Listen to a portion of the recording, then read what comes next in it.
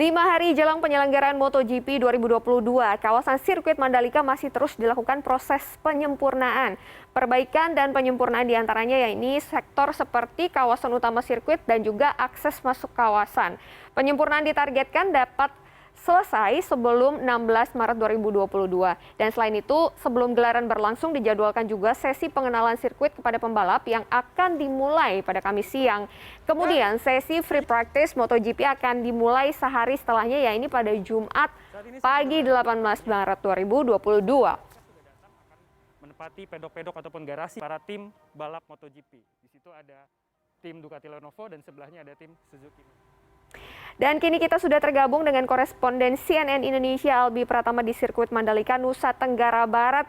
Halo Albi, seperti apa persiapannya di sana? Apakah sudah rampung 100% dan para pembalap dari berbagai negara di seluruh dunia ini udah siap nih untuk berlaga di sirkuit Mandalika begitu? Silakan Albi.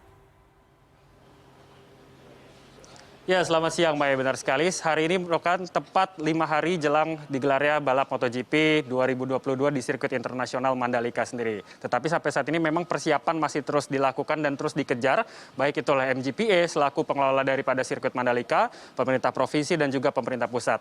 Dan saat ini Mai, saya bisa informasikan bahwa saya tengah melaporkan dari atas modular office building yang ada di kawasan sirkuit Mandalika, di mana persis di bawah saya ini adalah garasi-garasi ataupun pedok-pedok pembalap MotoGP nantinya. Tetapi sampai saat ini memang kami belum diizinkan untuk bisa mengambil gambar karena proses loading logistik masih terus dilakukan dan itu menjadi kerahasiaan dari Dorna Sport dan juga dari tim balap untuk tidak mempublikasikan dan juga membuka terlebih dahulu sampai nantinya ada serah terima secara seremoni yang dilakukan antara pihak pengelola Mandalika dan juga pihak dari Dorna Sport. Nah, Mai, saya akan tunjukkan kepada Anda bagaimana kondisi dari dalam sirkuit internasional Mandalika sendiri, dan di sebelah kiri saya ini adalah garis start dan juga garis finish, di mana sudah ada beberapa tempat duduk yang kategorinya adalah premium grandstand, yaitu tempat duduk dengan atap, dan di sini menjadi salah satu spot favorit karena para penonton yang duduk di situ nantinya bisa melihat para rider MotoGP ketika akan melakukan start dan juga ketika melakukan finish dan juga ketika melakukan putaran lap dengan kecepatan yang sangat tinggi di titik ini, sehingga menjadi salah satu spot yang paling diminati banyak sekali penonton seperti itu.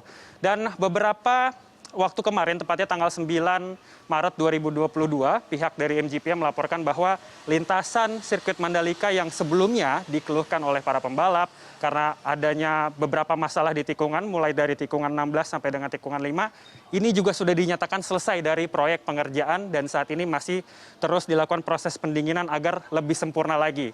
Dan waktu pendinginan sendiri dimungkinkan selama 1 minggu, itu artinya sampai dengan hari Rabu besok dipastikan sirkuit ini sudah dalam kondisi yang siap untuk digunakan dalam balap MotoGP. Dan saat ini juga masih ada proses pengerjaan, tetapi ini bukan soal lintasan, tetapi untuk instalasi beberapa part-part yang memang dibutuhkan untuk jalannya balap MotoGP, seperti misalnya apakah itu kelistrikan, ataukah itu nanti pemasangan lampu, dan lain sebagainya.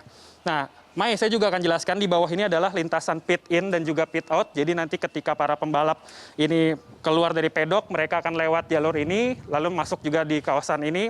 Dan itu adalah pagar yang nantinya bisa digunakan oleh tim-tim balap untuk menunjukkan papan waktu kepada para pembalap yang melintas di sirkuit Mandalika ketika sedang melakukan putaran lap, agar ketika pembalap ini melintas bisa diketahui seberapa cepat mereka, catatan waktunya, dan siapa sajakah yang ada di belakang mereka seperti itu.